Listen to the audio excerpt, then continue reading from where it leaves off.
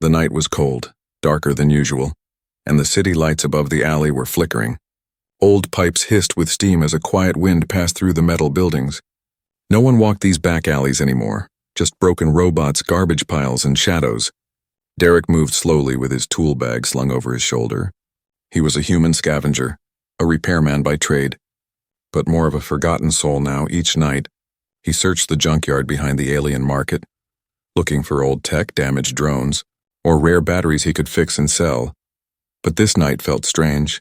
Something tugged at him from deep inside. He paused near a dumpster where torn sacks and broken crates were piled high. Then, he heard it.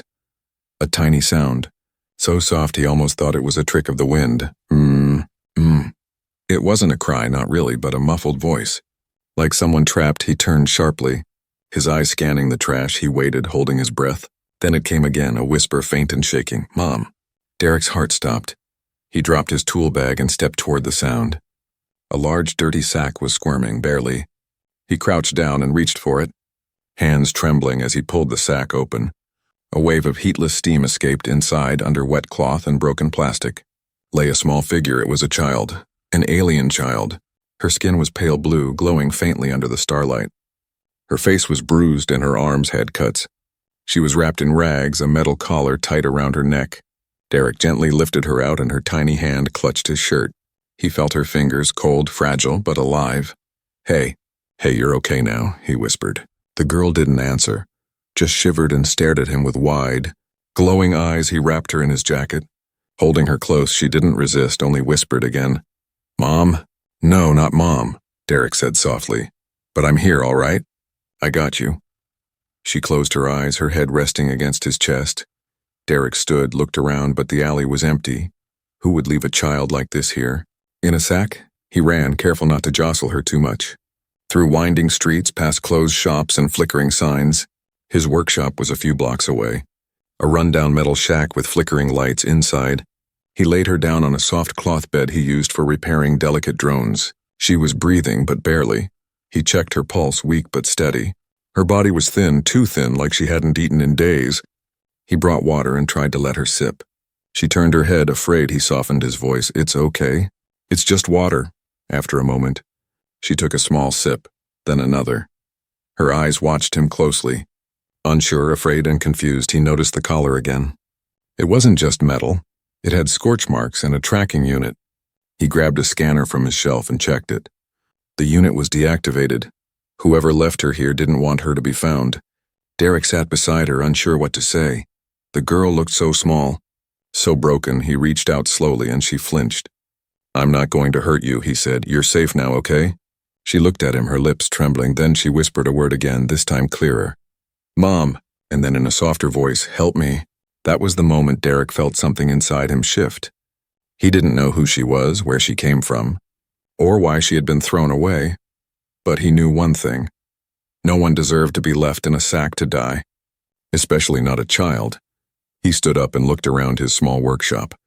It wasn't much, but it was warm, it was safe. And tonight, it would be her home. He turned on the heating panel and placed a blanket over her body. Her eyes fluttered, then slowly closed. As she drifted into sleep, Derek sat beside her and whispered, "You're not trash, little one, not anymore." And outside, in the quiet alley where she had been found, the wind carried away the last trace of silence. Because now someone had heard her voice, and nothing would ever be the same again. The next morning, the sunlight barely touched the edges of Derek's workshop. A dusty beam slipped through the cracked window and landed on the tiny form still lying on the cloth-covered bench. The alien girl hadn't moved all night. Her chest rose so softly that Derek had checked twice to make sure she was still breathing. He stood nearby, tired from staying awake. His eyes red, his hands clenched. He had cleaned the dirt from her face and bandaged her bruises. Still, the collar around her neck remained.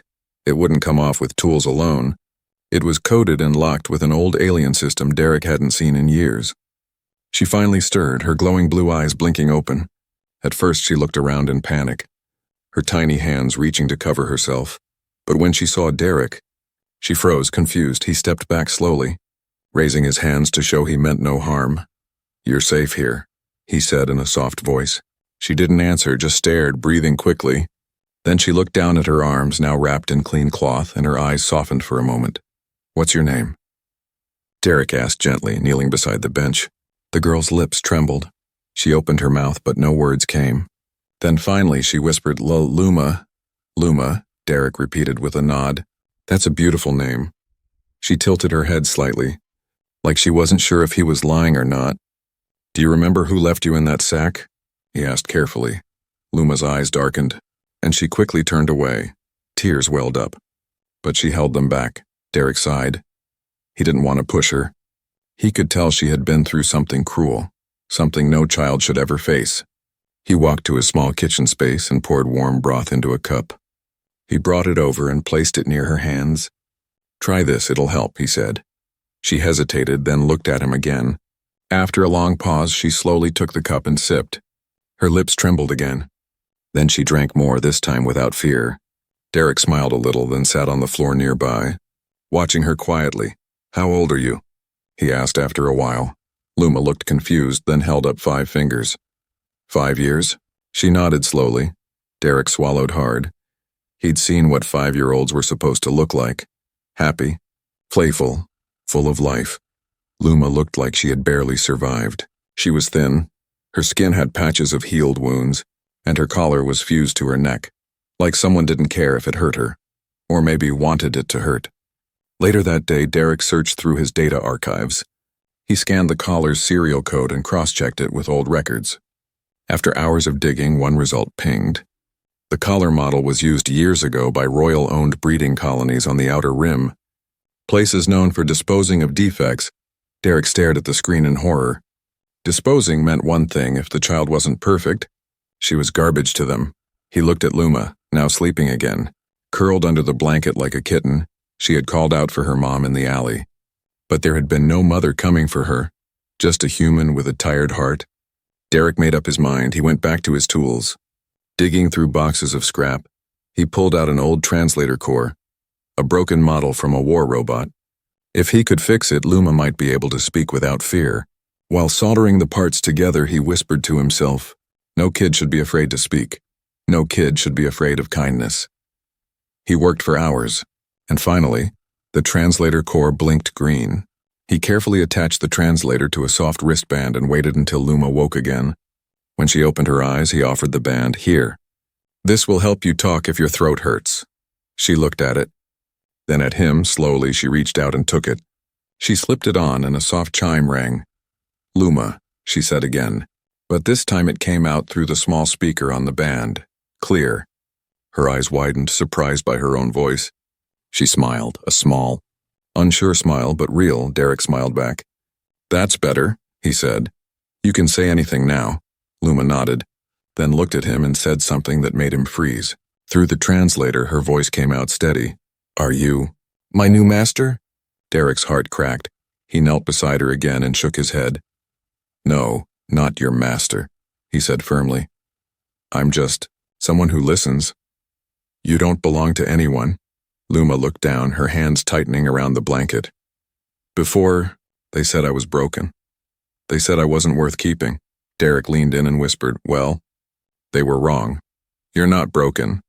You're just a little girl who needs someone to believe in her." She didn't reply. But a tear rolled down her cheek, and when Derek reached out his hand, she took it. From that moment, something changed. Luma wasn't just a survivor anymore.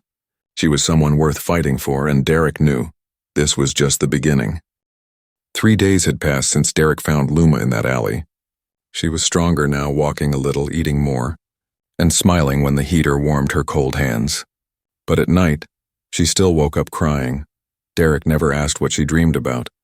He didn't need to, her tears said enough that morning. Derek sat at his old console, eyes fixed on the collar's serial number. It kept bothering him. Why would someone collar a 5-year-old girl, then throw her away in a sack like garbage? There was something bigger here, something wrong. He linked into the Black Channel networks, places most people feared to access, old auction records, underground slave trades, and encrypted databases filled his screen. The farther he dug, the uglier it got. Then he found it. Lot 9987, sold at the Nixan Shadow auction. Tagged as female, Gen 3 hybrid, slight biological defect. Unbonded, 5 solar cycles, no markings, no buyers from royal sectors. Final note, disposed. Buyer refused transfer. Marked for removal status. Unknown. Derek clenched his fists. She wasn't just sold. She was rejected even after being bought. He looked at the blurry auction footage. The camera showed a row of cages. Dim lighting, alien children lined up, and there, barely visible, was Luma. Sitting in the corner of her cage, too small for her age, her hands wrapped around her knees. A handler opened the cage, dragged her out by the collar, and placed her in front of buyers. Worthless, one alien muttered in the recording. She's defective, said another, a voice calm, rich. Cruel, spoke clearly. Burn her record. Leave her with the trash. Derek slammed his hand against the desk. He couldn't believe it, a child treated like a broken machine. All because she wasn't what they wanted, that voice. He traced the audio pattern, linked it to a noble family known as the Velith Syndicate, one of the galaxy's most powerful royal clans, and they had done this to her. He turned toward Luma, who was now sketching something with a broken stylus on his floor. She drew a sun, a small house, and 2 stick figures, one tall, one short, holding hands. She smiled softly as she worked. Derek's anger burned hotter. He had to know more, so he went to Morn District, the underground zone of the city. There, hidden beneath shops and neon signs, was a bar called the Rusted Eye, a place where whispers were currency and secrets were sold like candy. Inside, smoke curled in the air and shady figures sat in silence.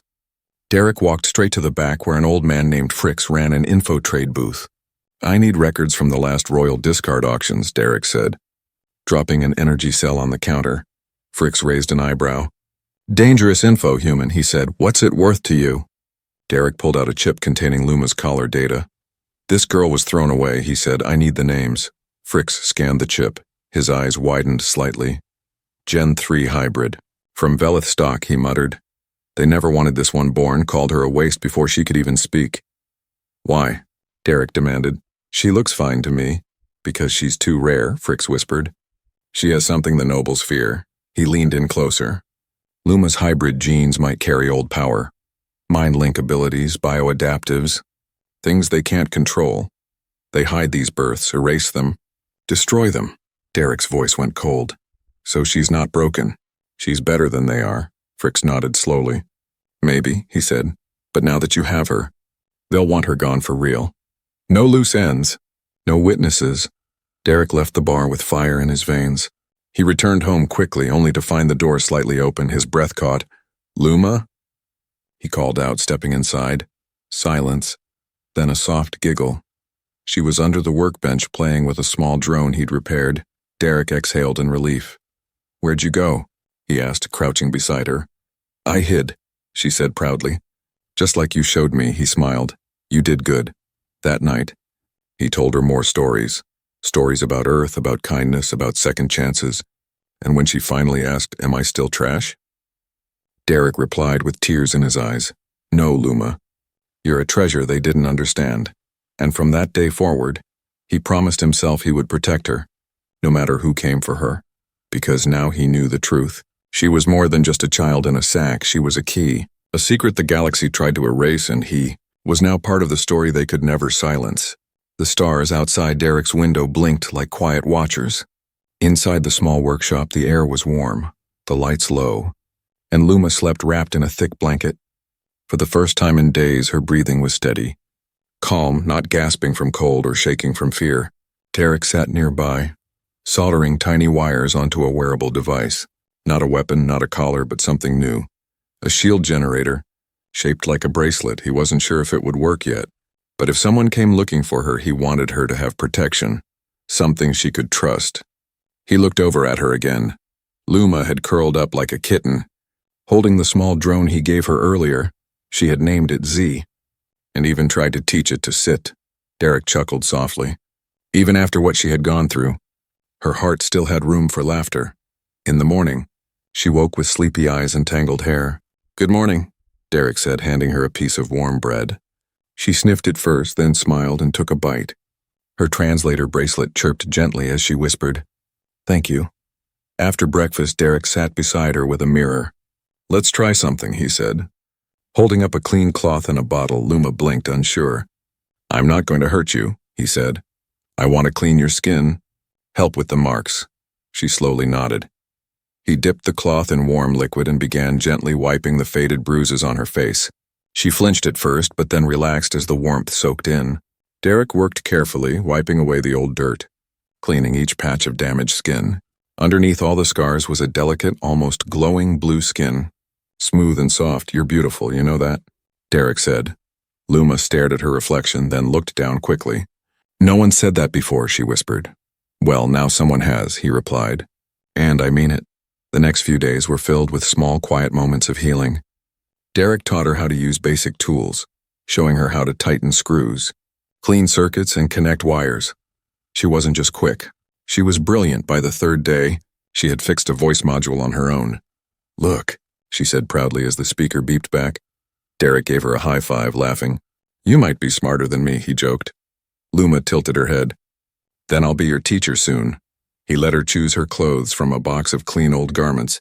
She picked a faded yellow sweater that was way too big. But she loved it. It's soft, she said, and it smells like sunshine. But even with the warmth and laughter, the night still brought shadows. Sometimes she would wake up gasping, reaching for someone not there, and sometimes she'd sit in the dark corner, rocking slightly, eyes filled with memories Derek couldn't see. One night as she sat alone, Derek quietly joined her and placed a glowing orb in her hands. It was a night light he'd built when he was a child on Earth. When I was scared, I used this, he said. It reminded me the dark can't stay forever. Luma looked at the glowing orb in her hands, and for a long moment she just stared.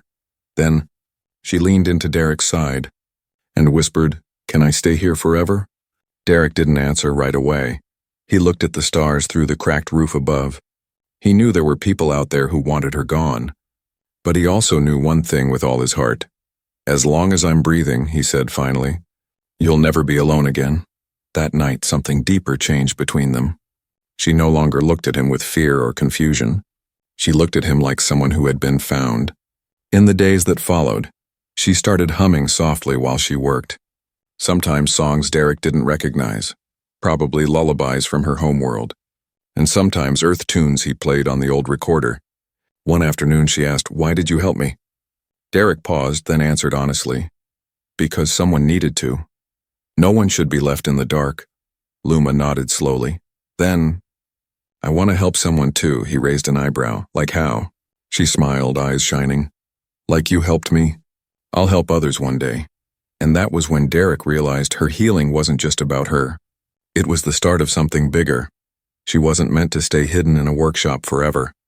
She was meant to shine, but before she could help anyone, they still had to survive what was coming, because the Velith Syndicate, the ones who discarded her, had just learned that Luma was still alive, and they were coming to erase their mistake. The city sky turned red as dusk rolled in, steam hissed from rooftops, and neon signs blinked across the skyline like tired eyes. Derek stood on the edge of his workshop's roof. Looking toward the western horizon, he had a bad feeling. A quiet voice in his head whispered that something was coming.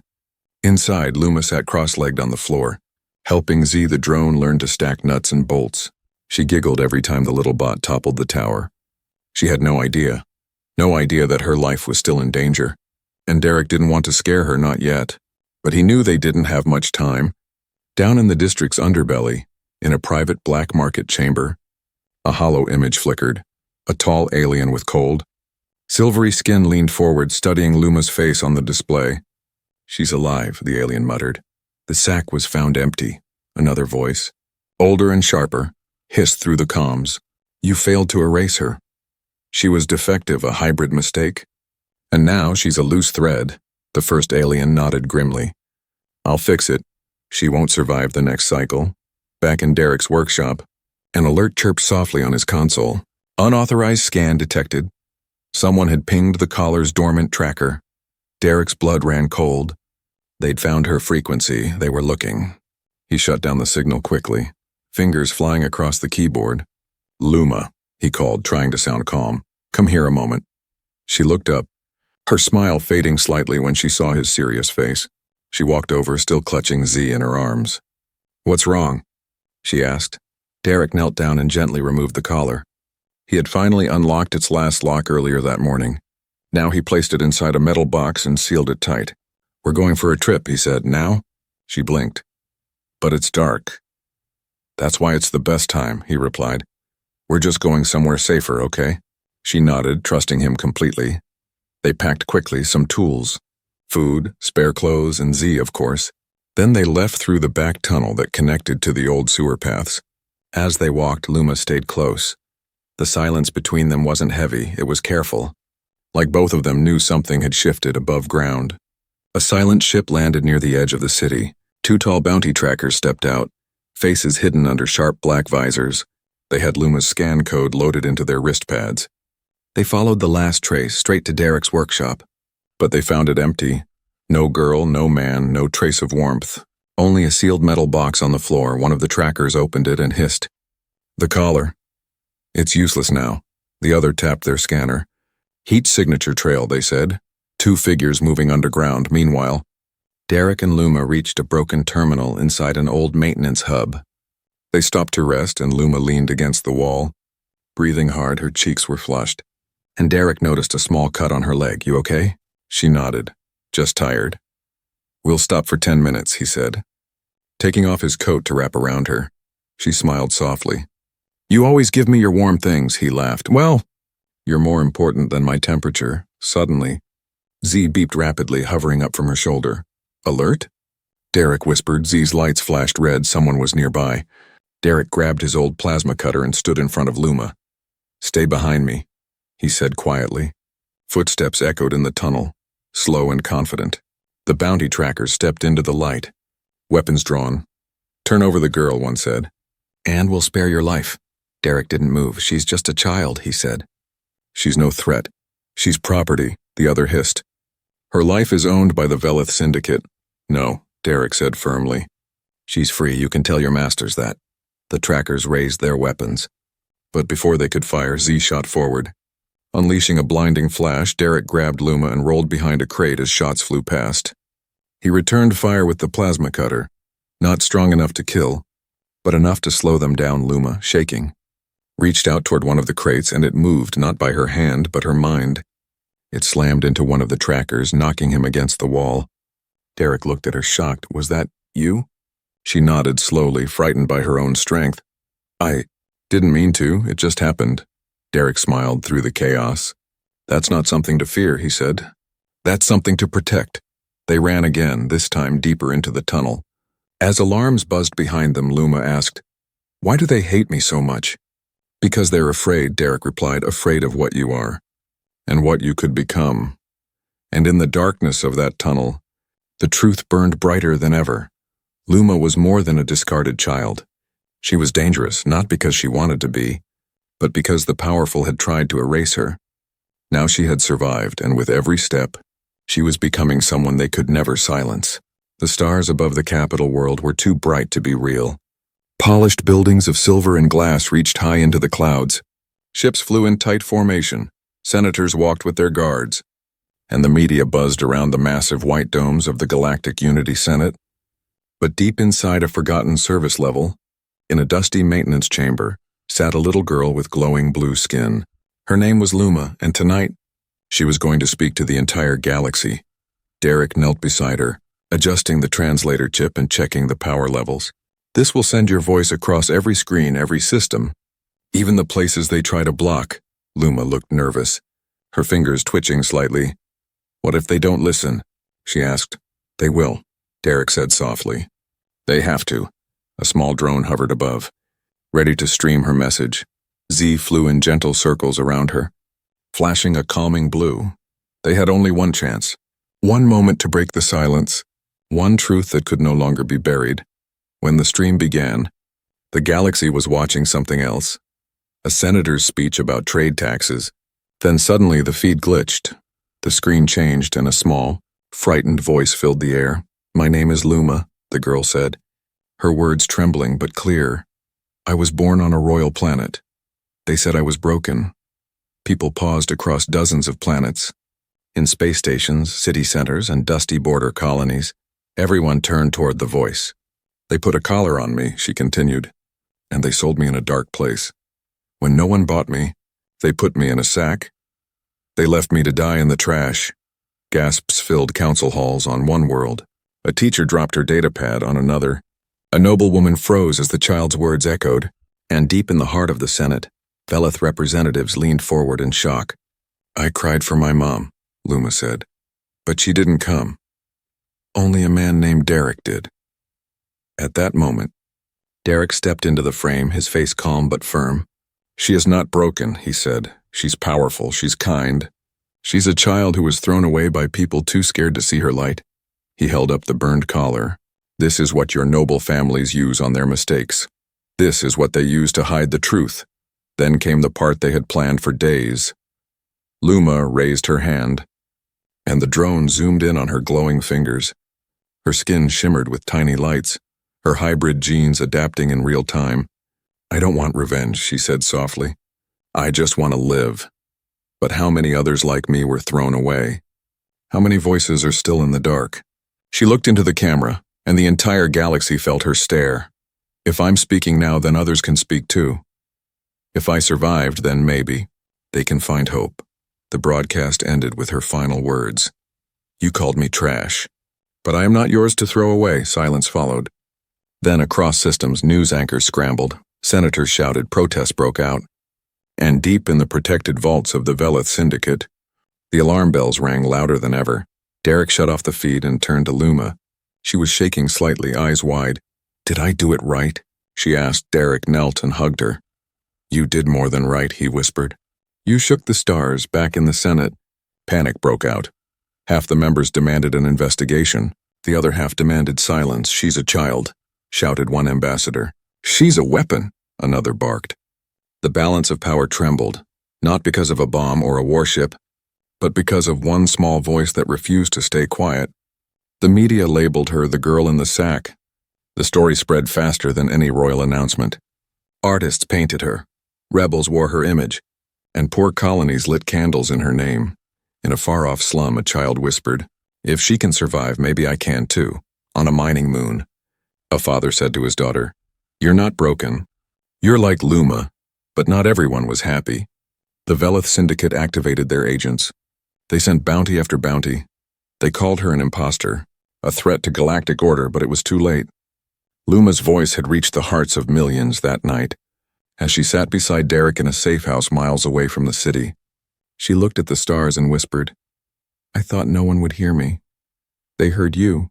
"Luma," Derek said, placing a hand on her shoulder. "They felt you." She turned toward him and smiled. "I'm not just someone you saved in a sack," she said. "I'm someone who's going to change things." And Derek knew she was right. Because once a voice breaks the silence, no amount of power can ever erase it again. The stars had changed. They didn't shine the same way they did when Luma was first left in that sack. Now they looked brighter, like they had been waiting for her to rise. Every corner of the galaxy had heard her voice. But only a few knew the truth about what came next. Inside a hidden safe house on a quiet moon, Luma sat in the corner, carefully sewing a patch onto Derek's old jacket. The patch had a hand-drawn sun on it, the same sun she always drew as a child. It was her symbol now, the sign of light in darkness. Derek entered, his boots dusty, his arms carrying food packs. "They still selling soup on this rock," he joked. "Tastes like old socks, but it's warm." Luma giggled and ran to help him. He paused, watching her move. Stronger, taller, more confident. The scared child from the alley was long gone. "Any news?" she asked. Derek nodded slowly. "The Galactic Senate made a vote today. They've removed the Velith Syndicate from the Council. They're officially stripped of status, lands, and trade rights." Luma blinked, unsure if she heard correctly, but they ruled for centuries. "Not anymore," Derek said, sitting beside her. "Your voice did that." There was silence for a moment. Then she whispered, "I'm not scared anymore. I used to think I was broken, but now I think I was just waiting to be seen." He smiled, placing an arm around her. "You're not broken, Luma. You're the kind of strong that shakes empires." Suddenly, the console blinked. An incoming message, encrypted and urgent. Derek opened it and stared in surprise. "It's from Earth," he said. "The Human Diplomatic Corps wants to meet us." Luma tilted her head. "Why?" "They want to offer you protection," Derek explained. "They're calling you." He paused and chuckled softly. The galaxy's new daughter, Luma gasped. Me? A daughter to everyone? He nodded. They think your story can bring species together. You're proof that we can care for more than just our own. She looked down, tears gathering in her eyes. I used to think I didn't belong anywhere, she whispered. I wasn't alien enough or human enough. Now they want me to belong everywhere? Derek placed a hand on her chest, over her heart. You've always belonged. It's just the galaxy finally realized it. The next day, they boarded a diplomatic transport. As they entered Earth's orbit, Luma stared through the window, her mouth slightly open. It's so blue, she whispered, like my skin. Derek smiled. Maybe that's why I found you, maybe this planet and you were meant to meet. When they landed, there was no parade, no big welcome, just a small group of people waiting, scientists, leaders, children holding welcome signs that read, "We heard you, Luma." A little human girl with freckles ran up and gave her a stuffed animal. This is for you, she said. I used to be scared too. Luma hugged it tightly. Unable to speak, no one stared at her collar scar. No one backed away from her blue hands. Later, in front of a global assembly, they asked her to speak again. She stood behind the mic, heart pounding but calm. I used to live in silence, she said. I was thrown away like trash, but someone heard me. And now, I want to be the one who hears others. She didn't beg for revenge. She didn't ask for power. She simply asked for compassion. And people listened. Across planets and stations, ships and cities, those who felt lost began to believe again that maybe someone would hear them too. After the speech, Derek took her to a quiet beach. The sun was setting, casting gold across the waves. Luma ran barefoot across the sand, laughing. Z buzzed behind her. Playful and free, Derek, she called out. Do you think we'll always be together? He nodded. As long as you want me, kid. She stopped, turning to him. I don't want a master, she said softly. I don't even need a protector anymore. Derek's heart tightened. She had grown. She had become. I want a family, she said, walking up to him. I want you to be my real dad. For a moment, the waves were the only sound. Then Derek bent down, pulling her into a hug. You already are my daughter, he whispered. You always were. And as the sun dipped below the horizon, the girl once left in a sack became a daughter to an entire galaxy, not because of her powers, not because of her pain, but because she had the courage to speak, and someone, just one human, chose to listen.